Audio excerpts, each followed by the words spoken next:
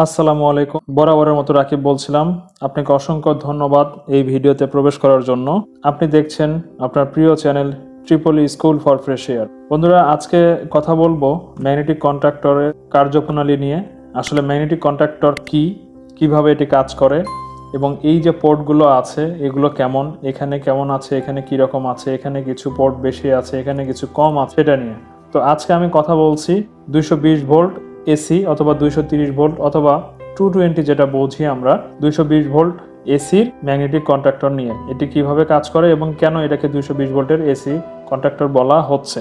তো চলুন মূল ভিডিওতে প্রবেশ করা যাক। তার আগে আপনার কাছে আমার একটি অনুরোধ, আপনি যদি এই চ্যানেলটিতে নতুন হয়ে থাকেন তাহলে অবশ্যই সাবস্ক্রাইব করবেন, পাশে থাকা বেল আইকনে চাপ দিয়ে অল করে দিবেন এবং একটি লাইক করবেন।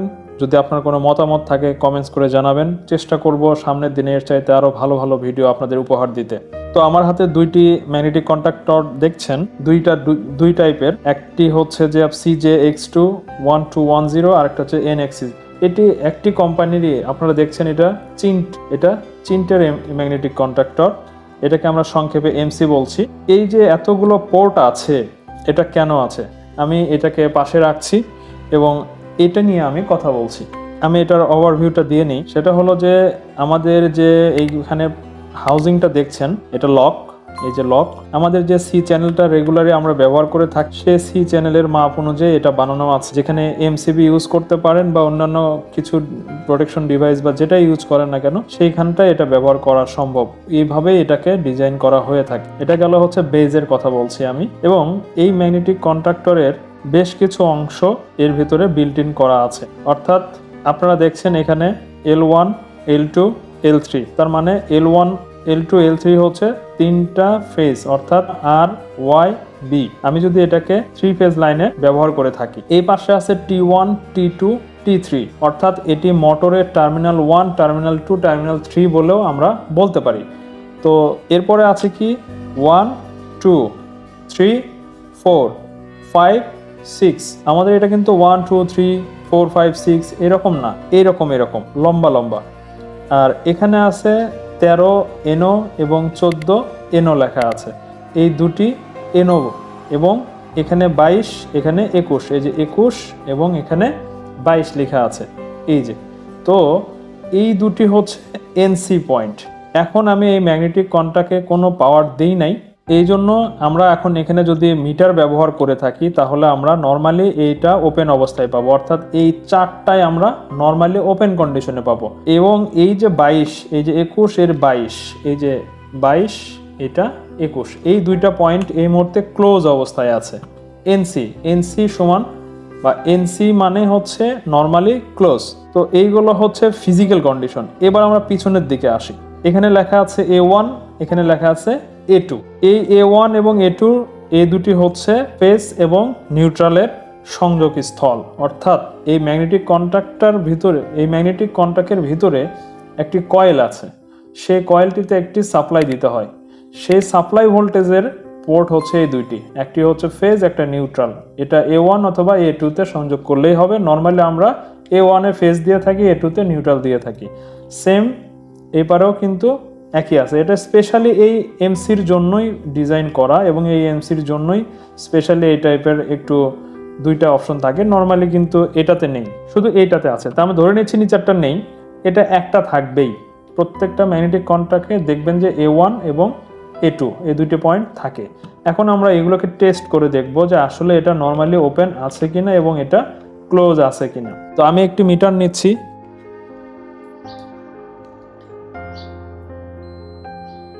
আপনারা কিন্তু একটি বিপ শুনতে পাচ্ছেন। আমি যখন দুটোকে এক জায়গায় করছি তখন কিন্তু একটি বিপ আপনি শুনতে পাচ্ছেন, এই যে।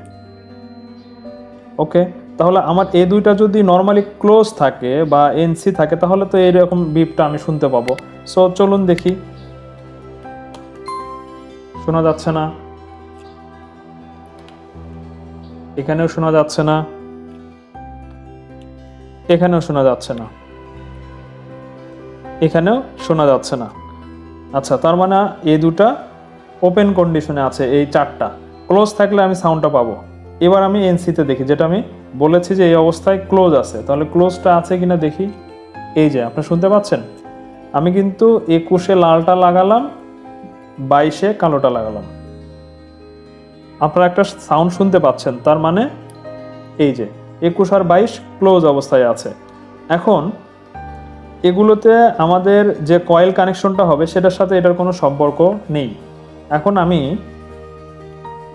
এই যে ক্লোজ আছে সেটা যখন আমার ম্যাগনেটিক কন্ট্যাক্টরটা চালু হবে, অর্থাৎ এটার কয়েলটা যখন হোল্ড হবে, তখন কি হয়, আমার 21 এবং 22 কানেক্ট ছিল, বন্ধ হয়ে গেছে। এটা নর্মাল কন্ডিশনে ক্লোজ, এখন কিন্তু সেটা ওপেন। এই ওপেন কন্ডিশনে এগুলো কি ছিল, ওপেন ছিল না, এটা হচ্ছে যে পাওয়ার পরে, তাহলে এটা কিন্তু নর্মাল কন্ডিশন নেই, তাহলে এটা ক্লোজ হয়ে গেছে। তো চলুন আমরা দেখি এটা ক্লোজ হয়েছে কি হয়নি। দেখুন এটি কিন্তু ক্লোজ দেখাচ্ছে, আপনি বিপ শুনতে পাচ্ছেন। পাশেরটা দেখি। ওকে, আমরা এখন তার পাশেরটা দেখি, এটাও কিন্তু দেখাচ্ছে ক্লোজ। এর পাশেরটা দেখি। তার মানে এখান থেকে আমরা যেটা বুঝলাম সেটা হচ্ছে যে নর্মাল অবস্থায় এগুলো ওপেন থাকে, যখন ম্যাগনেটিক কন্ট্যাক্টরটা হোল্ড হয় তখন এটি এদের মধ্যে কন্ডিশনাল চেঞ্জটা হয়, অর্থাৎ যেটা এনসি আছে সেটা ওপেন হয়ে যাবে, যেটা এনও আছে সেটা ক্লোজ হয়ে যাবে। এখন এটা কেন হবে, প্রশ্ন হচ্ছে যে এটি কেন হবে। এটি হচ্ছে একটি এমসির ভিতরের মেইন পার্ট। এর ভিতরে একটি কয়েল আছে এবং এই কয়েলটাতে এই যে এখানে যেটা লেখা আছে সেটা 220 ভোল্ট। সো এখানে দেখে কিন্তু আমার এই সংযোগটা করতে হবে। এখানে যদি লেখা থাকে যে 110 ভোল্ট ডিসি, তাহলে 110 ভোল্টের ডিসির কানেকশনটা এখানে দিতে হবে। এখানে যদি লেখা থাকে 415 ভোল্ট এসি, তাহলে এখানে 415 ভোল্ট এসির সংযোগ দিতে হবে। এখানে যদি লেখা থাকে 12 ভোল্ট ডিসি, তাহলে ডিসির সংযোগ দিতে হবে। এখানে যদি লেখা থাকে 24 ভোল্ট ডিসি, তাহলে এখানে 24 ভোল্ট ডিসির সংযোগ দিতে হবে। এখানে যদি লেখা থাকে 110 ভোল্ট এসি, তাহলে 110 ভোল্ট এসির সংযোগ দিতে হবে। এই সংযোগটি কিন্তু খুবই ভেবে চিন্তে দিতে হবে, তাছাড়া কিন্তু ম্যাগনেটিক কন্ট্যাক্টের এই কয়েলটি ড্যামেজ হওয়ার সম্ভাবনা থেকে যাবে এবং সেক্ষেত্রে দুর্ঘটনা ঘটানোর সম্ভাবনা থাকবে। সো এটি দেখে আমরা সংযোগ করব। এবং এই যে সাপ্লাইটা দিলাম, এই ম্যাগনেটিক কন্ট্যাক্টটা হচ্ছে 220 ভোল্ট এসি। তো এখানে যখন 220 ভোল্ট এসি দিব, তখন কি হবে, এর ভিতরে যে কয়েলটি আছে সে কয়েলটা একটি চুম্বক শক্তি উৎপন্ন করবে। যখন একটি চুম্বক শক্তি উৎপন্ন হবে, চুম্বক শক্তি উৎপন্ন হওয়ার কারণে এটি কি করবে, নিচের দিকে টান দিবে। এভাবে এই নিচের দিকে টান দিলে পরে এটির সাথে যে পাতিগুলো লাগানো আছে তখন কি হবে, একটা আরেকটার সাথে শর্ট হয়ে যাবে এবং যেটার সাথে শর্ট আছে সেটা তখন ওপেন হয়ে যাবে। এই হলো একটি ম্যাগনেটিক কন্ট্যাক্টরের কাজ, যেটাকে আমরা সংক্ষেপে এমসি বলছি। এটি হলো একটি এমসির কাজ। সো বড় যে কোনো মোটরকে আমরা যদি অটোমেটিক অন এবং অফ করতে চাই, তাহলে এই ধরনের ম্যাগনেটিক কন্ট্যাক্টর লাগবে এবং সেই লোড অনুযায়ী ম্যাগনেটিক কন্ট্যাক্টর লাগবে। এই ম্যাগনেটিক কন্ট্যাক্টরের সাইজ যত বড়ই হোক না কেন, ভোল্টেজের ভিত্তিতে সেগুলো এই ধরনের কন্ডিশনাল জিনিসই থাকবে। সো এই ছিল একটি ম্যাগনেটিক কন্ট্যাক্টরের ওভারভিউ এবং ম্যাগনেটিক কন্ট্যাক্টর কি, এটিকে কেন ব্যবহার করা হয়, এটা কিভাবে কাজ করে। এটিও কিন্তু ম্যাগনেটিক কন্ট্যাক্টর, এগুলোর চেহারা এক একটা এক এক রকম হতে পারে, কিন্তু কার্যপ্রণালী সব সেম, এই নাম্বারগুলো কিন্তু সব সেম। সো এবার আমরা এটা নিয়ে একটু কথা বলি। সেটা হচ্ছে যে এখানে লেখা আছে 230 ভোল্ট, এখানে লেখা 220 ভোল্ট, তাহলে কি আমাকে 220 ভোল্টই দিতে হবে? না, বিষয়টা সেটা না। আপনি এখানে অর্থাৎ সিঙ্গেল ফেজ লাইনটি এখানে আপনি সাপ্লাই দিবেন, সেটা 220 হতে পারে, 210 হতে পারে, 230 হতে পারে, 240 হতে পারে, 250 হতে পারে, 225 হতে পারে, হোয়াট এভার।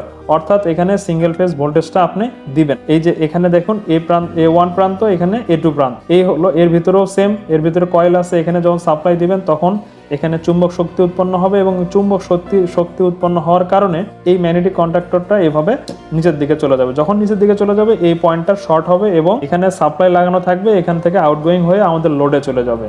এই হলো একটি ম্যাগনেটিক কন্ট্যাক্টরের মেইন প্রিন্সিপাল। ভোল্টেজের ভিত্তিতে ম্যাগনেটিক কন্ট্যাক্টর বিভিন্ন ভোল্টেজের হয়ে থাকে, অর্থাৎ বিভিন্ন টাইপের হয়ে থাকে, একই রকম দেখতে, কিন্তু ভোল্টেজের কারণে ম্যাগনেটিক কন্ট্যাক্টরের টাইপটা চেঞ্জ হয়ে গেছে। এই হলো একটি ম্যাগনেটিক কন্ট্যাক্টর, এটার সমস্ত কথাবার্তা আমি বললাম। এখানে দেখুন আমার কিন্তু 21-22 নেই, এখানে শুধুমাত্র এই ম্যাগনেটিক কন্ট্যাক্টরটাতে বিল্ট ইন আছে এই 13 এবং 14, যেটা এখানেও আছে। এখানে এক্সট্রা আছে হচ্ছে যে 21-22 এবং এখানে নিচে কিন্তু কোনো আলাদা পোর্ট দেওয়া নাই, কিন্তু এখানে আছে A1 A2 A2, এক একটা এক এক রকম ভাবেই দেয়া থাকে।